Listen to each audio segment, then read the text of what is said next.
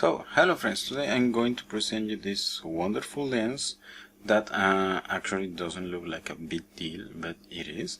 Okay, this lens, I got it in a batch of lenses. I didn't knew anything about it, and then if the first time you get it, it feels and looks cheap. The sound it makes is cheap, and then it is actually cheap. It's a lens that costs like less than $20 today, but why it is so special about it? Thing is, this is a macro lens, a true macro lens. So it is capable of doing 1/2 reproduction radio, and then 1:1 reproduction radio using this special lens.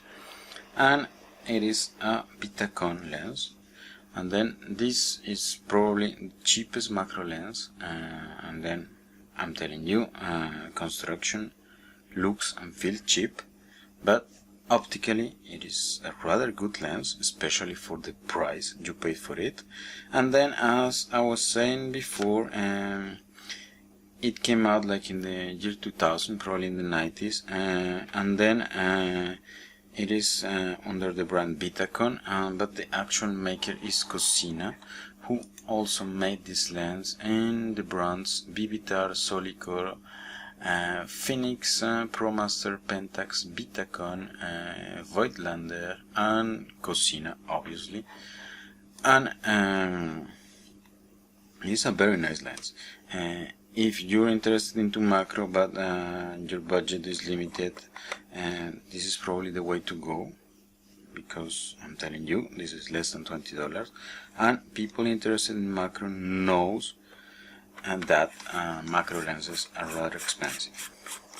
What are the other advantages of this? You take this lens, you break it, it's probably not a big deal. It is also very small.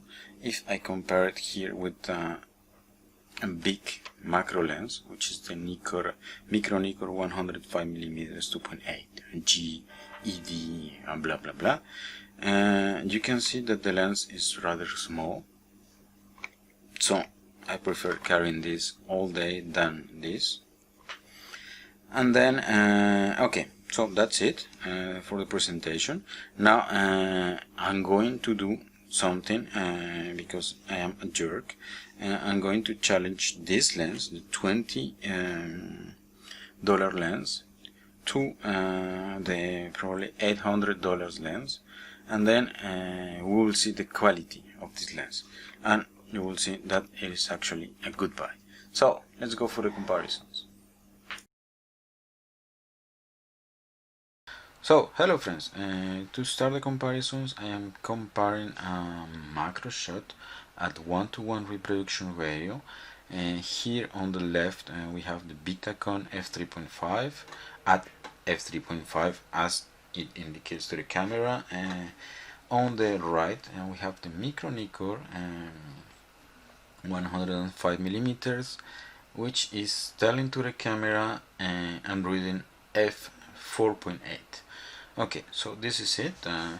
As you can see, I don't know if the perspective, meaning the 5mm given by the Micro-Nikkor, is giving this difference in perspective, but I am more tempted to say that the Micro-Nikkor is producing a 1:1 reproduction radio, whereas the Vitacon is producing something a bit smaller. Is this a problem? No.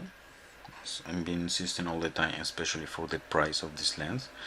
Okay, so now if we zoom, I took the center of the grid to do how do you say that? Yeah, to do the focus.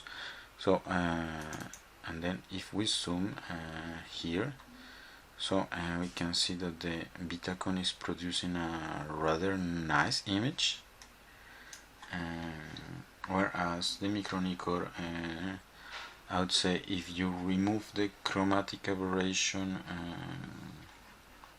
they look fairly the same. I would say no. Even the Vitacon is, yeah, it looks really nice actually. and then I think it's not suffering of chromatic aberration because its construction is extremely simple. It has 4 lenses in 2 groups. If you want to see how it is made, the construction, I made in the video when I bought the lens, and then I repaired it because it had a lot of haze in the beginning, and then this is the lens once repaired.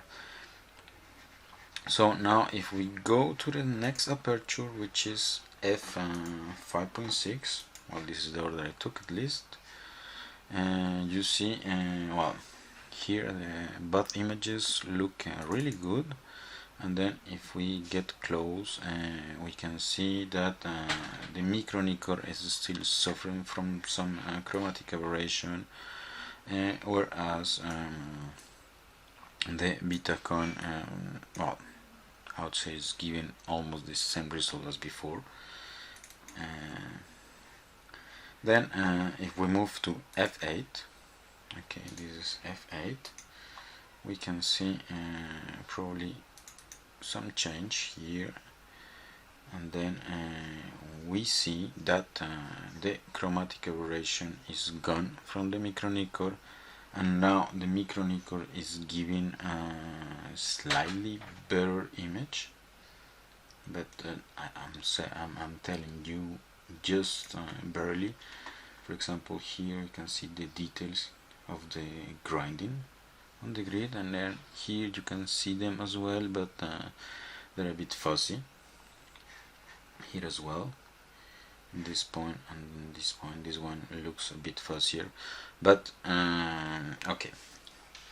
And then if we go to f11, which is more typical aperture to do macro, and then you can see that yeah, I would say the Vitacon hasn't changed much between small aperture and big aperture, and then the Micro-Nikkor is probably at his prime,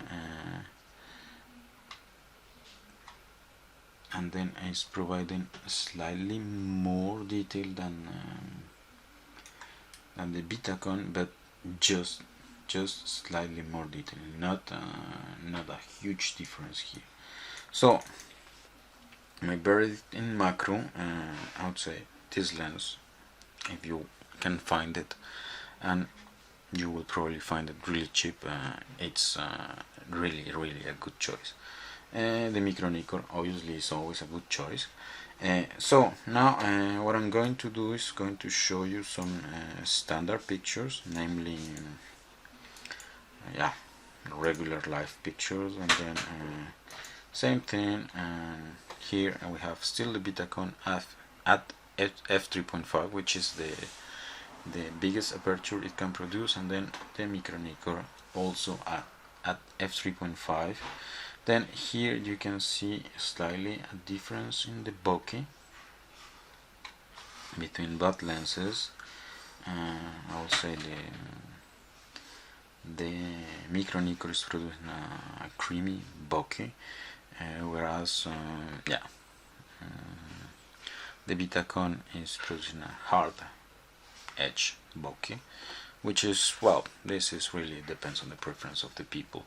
Okay, so the focus point was done here in this region of the tree, so we can get a bit closer, and then we can see that the Micro-Nikkor is producing an image which with a bit more resolution. Here is a bit soft. Is this because I repaired the lens, so because it had a lot of haze, and then this is the kind of thing you get when you have a lot of haze. This I cannot tell, but then yeah, this is big, the biggest aperture, so yeah, usually images are quite equivalent. So let me just align this. But I'd say both lenses are looking good. So we go to, I will jump straight to F8.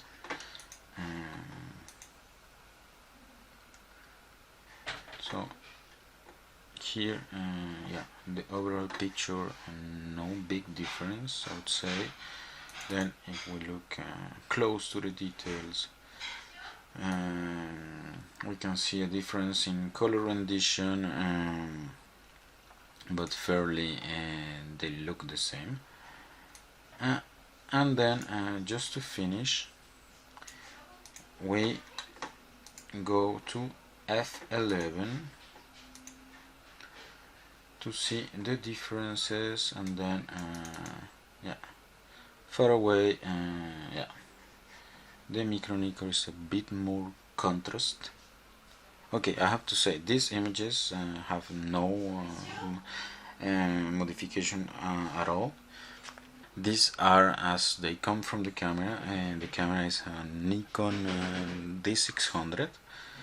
And then okay, so I was going to the details. I would say the difference in colors, yeah, I prefer a bit the darker green produced by the Micro-Nikkor, but that's just a preference. But I would say overall, yeah, it is yeah, very difficult to tell the difference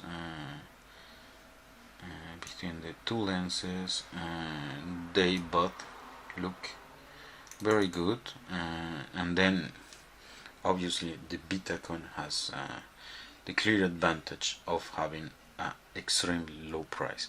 So again, I repeat, if you find it, go for it. It's not a waste of money, of energy, and then if you don't like it anyway, you're not going to lose a lot. So that's all. Thanks for watching, and see you next time.